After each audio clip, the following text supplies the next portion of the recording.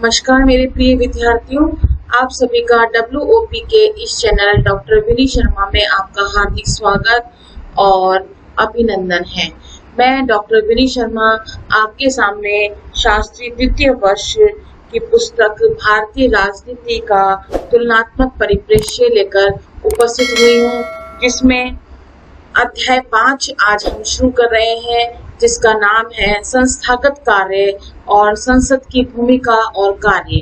प्रिय विद्यार्थियों, इस अध्याय में हम इन बिंदुओं पर दृष्टि डालेंगे, जिसमें सबसे पहला बिंदु आता है संसदीय सरकार की मौलिक विशेषताएं क्या हैं। उसके बाद संसदीय प्रणाली बनाम अध्यक्षीय प्रणाली क्या होती है, राज्यसभा की रचना किस प्रकार की जाती है और गठन किस प्रकार से होता है, राज्यसभा की शक्तियां और लोकसभा और राज्यसभा की शक्तियों की तुलना भी हम पढ़ेंगे। इसमें लोकसभा की रचना और गठन किस प्रकार से होता है, लोकसभा अर्थात संसद की स्थिति, शक्तियां और भूमिका क्या है, संसद और संसदीय परंपराओं का पतन किस प्रकार होता है, लोकसभा के अध्यक्ष की स्थिति क्या है, संसद में विपक्ष की भूमिका क्या रहती है और अंत में हम विधि निर्माण की प्रक्रिया पर भी चर्चा करेंगे। तो प्रिय विद्यार्थियों, हम यहाँ पर संसद की भूमिका और कार्यों की प्रस्तावना पर प्रकाश डालते हैं। भारत में संसदीय लोकतंत्र ब्रिटिश शासन प्रणाली के आधार पर गढ़ा गया है। जैसा कि हमने पिछले वीडियो में हमने पढ़ा था कि भारत में जो संसदीय लोकतंत्र है वो ब्रिटिश शासन प्रणाली की ही देन माना गया है, जिसे वेस्टमिनिस्टर मॉडल भी कहते हैं। तो विद्यार्थियों, आपको यहाँ ध्यान देने योग्य बात यह है कि इसमें आपसे पूछा जा सकता है कि वेस्टमिनिस्टर मॉडल से क्या अभिप्राय है। तो आपको यह लिखना होगा कि भारत में संसदीय लोकतंत्र या ब्रिटिश शासन प्रणाली के आधार पर जो हमारा संसदीय लोकतंत्र की जो स्थापना की गई है उसे वेस्टमिनिस्टर मॉडल कहा जाता है।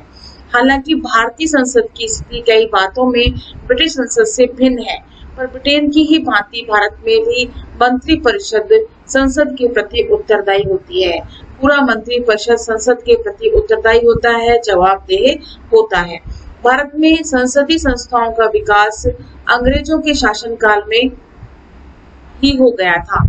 1919 से लेकर आजादी के समय तक भारतीयों को संसदीय संस्थाओं की अच्छी जानकारी मिल गई थी।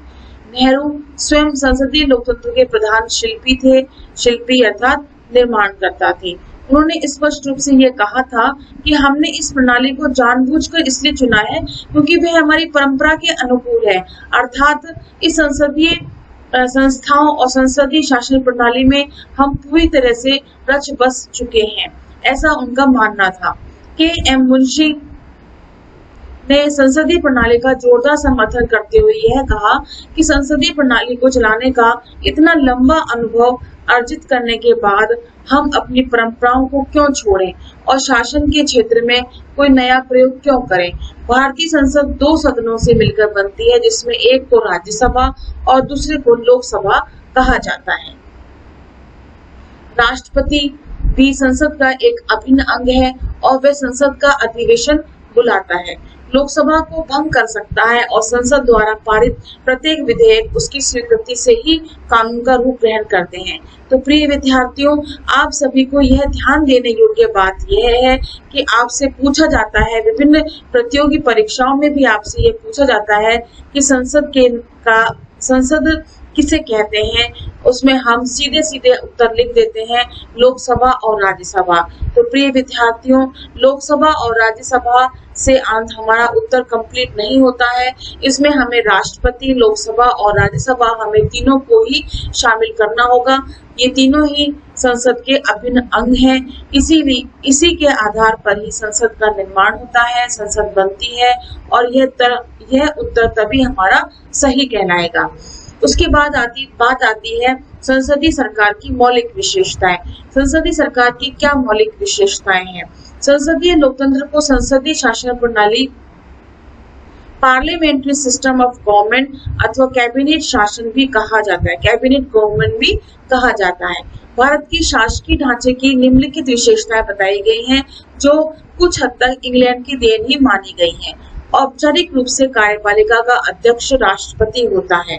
तो प्रिय विद्यार्थियों, ये ध्यान देने योग्य बात यह है इसमें कि कार्यपालिका का जो अध्यक्ष है वो राष्ट्रपति होता है, लेकिन वह राष्ट्रपति जो कार्यपालिका का अध्यक्ष होता है वह नाम मात्र का होता है। भारत में केंद्रीय कार्यपालिका के अध्यक्ष को राष्ट्रपति की संज्ञा संबोधित किया जाता है। राष्ट्रपति 5 वर्ष की अवधि के लिए चुना जाता है और राष्ट्रपति के कार्य मुख्य रूप से औपचारिक तथा समारोह संबंधी होते हैं, अर्थात नाम मात्र के होते हैं। यद्यपि वह उतना शक्तिहीन नहीं जितना इंग्लैंड का सम्राट, परंतु वास्तविक शक्तियां उसके हाथों में नहीं मंत्रिमंडल के पास में होती हैं। कहने का तात्पर्य प्रिय विद्यार्थियों यह है कि राष्ट्रपति सिर्फ नाम मात्र का होता है, सारी वास्तविक शक्तियां जो हैं वो मंत्रिमंडल के हाथों में होती हैं। यह ध्यान देने योग्य बात है। उसके बाद दूसरा बिंदु आता है, मंत्रिमंडल लोकसभा के प्रति उत्तरदायी होता है। मंत्रिमंडल लोकसभा के प्रति उत्तरदायी है। संसद में भिन्न भिन्न राजनीतिक दलों के सदस्य होते हैं, परंतु सरकार वही दल या गुट बनाता है जिसका कि संसद में बहुमत हो। लोकसभा में किसी एक दल का बहुमत न हो तो किन्हीं 2 या 2 से अधिक दलों के मिलाकर एक संयुक्त मंत्रिमंडल बनाया जा सकता है, जिसे कि गठबंधन सरकार कहते हैं। यह भी संभव है कि कोई दल या मोर्चा अल्पमत में रहते हुए भी सरकार बना ले और अन्य दल बाहर से सरकार को समर्थन देने का आश्वासन दे देते हैं। जून 1996 में विभिन्न विचारधाराओं वाले 13 दलों के मोर्चे ने एक संयुक्त सरकार का गठन किया और मार्क्सवादी कम्युनिस्ट पार्टी और कांग्रेस बाहर से इस सरकार का समर्थन कर रही थी। 2004 में गठित कांग्रेस के नेतृत्व वाली यूपीए सरकार का वामपंथी दल बाहर से समर्थन कर रहे थे, लेकिन 2009 में यूपीए सरकार बनी। नई लोकसभा में कांग्रेस की ताकत इतनी है कि वह अपनी सहयोगियों के दबाव में आए बिना भी सरकार चला सकती है। मंत्रिमंडल अपने सभी नीतियों और कार्यों के लिए लोकसभा के प्रति उत्तरदायी होते हैं और वह सब उसी समय तक अपने पद पर बने रह सकते हैं जब तक कि उसे लोकसभा का विश्वास या समर्थन मिलता है, और जब भी उसने लोकसभा का विश्वास या समर्थन हासिल नहीं किया है तभी मंत्रिमंडल भंग हो जाता है। उसके बाद तीसरा बिंदु आता है प्रश्नकाल, कटौती प्रस्ताव, काम रोको प्रस्ताव और अविश्वास प्रस्ताव। प्रिय विद्यार्थियों, संसदीय सरकार की विशेषताओं में प्रश्नकाल, कटौती प्रस्ताव, काम रोको प्रस्ताव और अविश्वास प्रस्ताव बहुत ही महत्वपूर्ण है। यह आपसे लघु प्रश्न उत्तर में पूछा जा सकता है। मंत्रिमंडल को अपने प्रति उत्तरदायी बनाए रखने के लिए लोकसभा के पास कई तरह की शक्तियां होती हैं। संसद की कार्यवाही शुरू होते ही पहला 1 घंटा मंत्रियों से प्रश्न पूछने के लिए नियत होता है। पहला घंटा संसद में प्रश्नकाल कहा जाता है।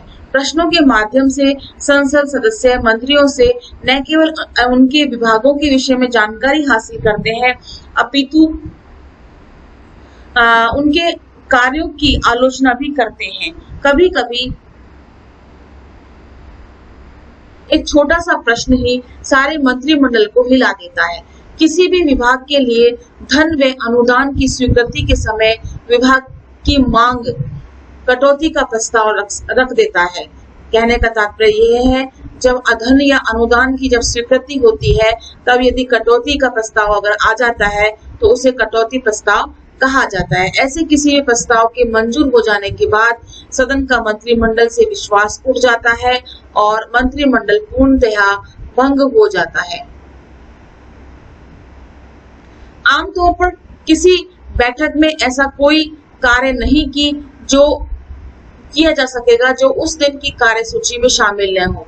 यदि अचानक कोई घटना या दुर्घटना घटित हो जाती है तो संसद सदस्य यह प्रस्ताव रख सकते हैं कि विचाराधीन मामले को कुछ समय के लिए स्थगित करके आकस्मिक घटना पर विचार किया जाए, तो इसे स्थगन प्रस्ताव या काम रोको प्रस्ताव कहते हैं। जो कार्यवाही या जो कार्य संसद में चल रहा होता है उसे रोक करके उस समस्या या उस घटना या उस दुर्घटना पर चर्चा करना ही काम रोको प्रस्ताव या स्थगन प्रस्ताव कहलाता है। स्थगन प्रस्ताव केवल उन्हीं विषयों के बारे में रखा जा सकता है जो हाल ही में घटित घटनाओं से संबंधित है और जिन पर अविलंब विचार किया जाना अनिवार्य है, बहुत जरूरी है, जो पूरे देश के लिए आवश्यक है। अध्यक्ष को यह अधिकार होता है कि स्थगन प्रस्ताव पर वाद विवाद की अनुमति दे या न दे। इस प्रस्ताव के पारित होने पर लोकसभा में चर्चाधीन विषय को स्थगित कर दिया जाता है और नए विषय पर चर्चा शुरू हो जाती है। वह विषय जिस पर अभी समस्या उत्पन्न हुई है। लोकसभा के सदस्य बहुधा इस प्रस्ताव के माध्यम से सरकार की निंदा करते हैं और इस प्रकार ये सरकार पर नियंत्रण रखने का एक साधन भी होता है। उसके बाद आता है अविश्वास प्रस्ताव। अविश्वास प्रस्ताव क्या होता है विद्यार्थियों? इसके माध्यम से लोकसभा मंत्रिमंडल को स्वेच्छाचारी होने से बचाती है। यदि लोकसभा के कम से कम 50 सदस्य ऐसे किसी प्रस्ताव को रखे जाने का समर्थन करें तो प्रस्ताव पेश हो सकता है। पेश हो जाने के बाद उस पर वाद विवाद होता है और अविश्वास प्रस्ताव समूचे मंत्रिमंडल के विरुद्ध ही प्रस्तुत किया जा सकता है। इसके पारित होते ही प्रधानमंत्री अपने पद से त्याग पत्र दे देता है। तो प्रश्नकाल, कटौती प्रस्ताव, काम रोको प्रस्ताव और अविश्वास प्रस्ताव इस प्रकार से संसद मंत्रिमंडल पर लगा सकती है। इसी कारण से वह उस पर प्रतिबंध रखती है, उस पर रोक लगाती है, जिससे कि वह ज्यादा आतताई या अधिनायक ना हो पाए। लोकसभा को भंग कर सकने की शक्ति। संसदीय लोकतंत्र की परंपरा के अनुसार प्रधानमंत्री को यह अधिकार होता है कि वह राष्ट्रपति को यह परामर्श दे कि लोकसभा भंग कर दी जाए। यह एक ऐसी शक्ति है जिसके द्वारा मंत्रिपरिषद लोकसभा पर अंकुश रख सकता है, क्योंकि आमतौर पर सदस्य यह नहीं चाहेंगे कि सदन अपनी पूर्ण अवधि में से पहले भंग हो जाए, किंतु साथ ही यह भी ध्यान देने योग्य बात यह है कि बहुत बार ऐसी परिस्थितियां उत्पन्न हो जाती हैं कि राजनीतिक गतिरोध का कोई हल नहीं निकल पाता। 12वीं लोकसभा केवल 1 वर्ष और 1 महीने अस्तित्व में रहने के बाद भंग कर दी गई और गठन 23 मार्च 1998 और भंग होने की तिथि 26 अप्रैल 1999। लोकसभा के सदस्य इतनी जल्दी पुनः चुनाव के माध्यम से उतरने से डर रहे थे, तो भी ऐसी परिस्थिति बन गई थी कि 26 अप्रैल 1999 को लोकसभा भंग करनी ही पड़ी। शासन तंत्र में प्रधानमंत्री का प्रभुत्व पाया जाता है। मंत्रिमंडल में सर्वोपरि स्थान प्रधानमंत्री का होता है और राष्ट्रपति सभी मंत्रियों की नियुक्ति व बर्खास्तगी प्रधानमंत्री के परामर्श से ही करता है। संसदीय सरकार की यह विशेषता है कि समूचे शासन की धुरी प्रधानमंत्री ही होता है। मंत्रिमंडल का निर्माण, मंत्रियों को हटाया जाना तथा मंत्रिमंडल की बैठकों की कार्यसूची तैयार करना, ये सब प्रधानमंत्री के ही कार्य होते हैं। ब्रिटेन में संसदीय लोकतंत्र उन अनेक परिस्थितियों की देन थी जिनमें राजा निरंकुश बनता जा रहा था। संसदीय लोकतंत्र का उद्भव राजा की निरंकुश सत्ता, विशेषकर करों द्वारा असीमित धन की वसूली पर रोक लगाने के लिए हुआ था। राजा की शक्तियां धीरे धीरे प्रधानमंत्री और उसके मंत्रिमंडल के हाथों में केंद्रित होती चली गई और संसदीय शासन में मंत्रिमंडल को सदैव सजग होकर अपने दायित्व का निर्वाह करना होता है और जिससे कि सदन का विश्वास उसमें बना रहता है। प्रिय विद्यार्थियों, इस प्रकार से संसदीय शासन प्रणाली जो है उसकी विशेषताएं उपयुक्त है। अब आता है संसदीय बनाम अध्यक्षीय प्रणाली क्या होती है। संसदीय बनाम अध्यक्षीय प्रणाली में संसदीय प्रणाली की मुख्य विशेषता कार्यपालिका यानी कि मंत्रिमंडल, विधायिका यानी संसद का गठबंधन है। इसमें प्रधानमंत्री और अन्य सब मंत्री विधानमंडल का अंग होते हैं और वे तब तक सत्ता में बने रहते हैं जब तक संसद में उनका बहुमत बना रहता है। इसमें विपक्ष एक सजग प्रहरी के रूप में कार्य करता है, मतलब सत्तारूढ़ दल जो है उसका प्रहरी यानी चौकीदार जो है विपक्ष होता है। यदि सत्तारूढ़ दल कोई गलती करता है तो प्रहरी ही विपक्ष ही उसकी आलोचना करके उसे सजग बनाता है और यदि वह प्रशंसनीय कार्य करता है सत्तारूढ़ दल तो विपक्ष उसकी प्रशंसा करके उसको और अधिक आगे की ओर बढ़ाने की कोशिश करता है।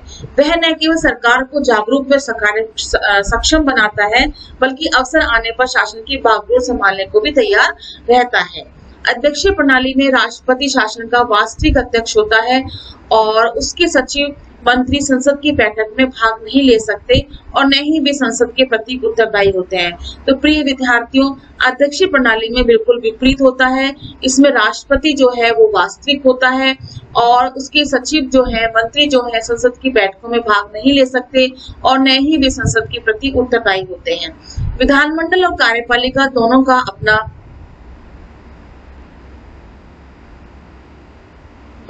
स्वतंत्र अस्तित्व होता है और दोनों के अलग अलग कार्य क्षेत्र होते हैं। एक का कार्य कानूनों को बनाना होता है और दूसरे को कार्यों को लागू करना होता है।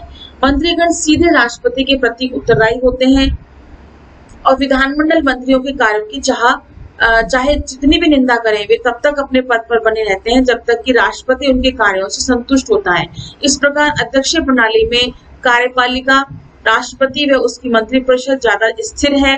न तो राष्ट्रपति संसद को भंग कर सकता है और न ही मंत्रिपरिषद संसद की इच्छानुसार डावाडोल रहती है। इसलिए अध्यक्षीय प्रणाली को अधिक स्थिर बताया गया है। भारत के लिए कौन सी व्यवस्था सबसे उपयुक्त है, यह प्रश्न हर समय ये उठता रहता है। क्या हमारे लिए संसदीय शासन प्रणाली ज्यादा उपयुक्त है या हमें अध्यक्षीय प्रणाली को अपनाना चाहिए? अध्यक्षीय प्रणाली का एक अनुपम उदाहरण संयुक्त राज्य अमेरिका है। ये आपको याद रखना होगा विद्यार्थियों कि अध्यक्षीय प्रणाली जो है संयुक्त राज्य अमेरिका में ही स्थापित है। इस प्रणाली का एक बड़ा लाभ यह भी है कि सरकारें यहाँ स्थिर होती हैं। 1974 में अमेरिकी राष्ट्रपति निक्सन को महाभियोग चलाए जाने के भय से इस्तीफा देना पड़ा, अन्यथा अमेरिका के किसी भी राष्ट्रपति के कार्यकाल में मृत्यु के अलावा और किसी कारण से रुकावट नहीं आई है। कई ऐसे राष्ट्रपति भी हुए जो लगातार 8 वर्ष या उससे भी अधिक समय तक अपने पद पर रहे, यानी कि उन्होंने 2 कार्यकाल अपने पूरे किए। राष्ट्रपति का कार्यकाल संयुक्त राज्य अमेरिका में 4 वर्ष का होता है, लेकिन वहां पे अधिकांशतः राष्ट्रपति अपने 2 कार्यकाल पूरे करके गए हैं। संसदीय प्रणाली में दलबंदी की भावना बड़ी उग्र बनी रहती है। राजसत्ता किसी एक दल या मोर्चे के हाथ में होती है तो कभी दूसरे दल या दल के पास होती है। फलस्वरूप सदन में लगातार उखाड़ पछाड़ चलती रहती है। अस्थिरता का माहौल जो है बना रहता है। यहाँ तक कि सत्ता हथियाने के लिए विभिन्न दलों के सदस्यों को पद और पैसे का प्रलोभन दिया जाता है। एक दल छोड़कर दूसरे दल में शामिल होने से राजनीतिक अस्थिरता को बल मिलता है। इससे राजनीतिक अनैतिकता भी कहा जा सकता है, क्योंकि जनप्रतिनिधि यदि चुने जाने के बाद अपना दल बदल दें या मतदाताओं के साथ विश्वासघात करें और साथ ही उस दल के साथ भी जिसके चिन्ह व समर्थन से वे चुनाव जीतते हैं। 1967 के बाद भारत के विभिन्न राज्यों में दल बदल की अनेक घटनाएं भी घटी और कई विधायकों ने कई बार दल बदले और 1977 में केंद्र में गठित जनता पार्टी की सरकार इसलिए गिरी क्योंकि पार्टी के अनेक सदस्य अपने दल के प्रति निष्ठावान नहीं रहे। जून 1996 में जनता दल के नेतृत्व में संयुक्त मोर्चे की सरकार बनी, पर संयुक्त मोर्चे और कांग्रेस के रिश्तों की तनातनी की वजह से लोकसभा भंग करनी पड़ी। 19 मार्च 1998 को भाजपा गठबंधन के नेता श्री वाजपेयी ने प्रधानमंत्री पद की शपथ ली, पर सुश्री जयललिता की हठधर्मी सरकार को ले बैठी। इस तरह भारत के समक्ष प्रमुख चुनौतियां हैं कि स्पष्ट बहुमत के अभाव में जो सरकारें बनती हैं उनकी स्थिरता कैसे सुनिश्चित की जाए। जुलाई 2008 में मनमोहन सिंह सरकार इसलिए गिरते बची क्योंकि समाजवादी पार्टी उसके बचाव में आ गई थी और वामपंथी दल ने जहां बाहर से समर्थन दे रखा था उसने अपने हाथ पीछे कर लिए।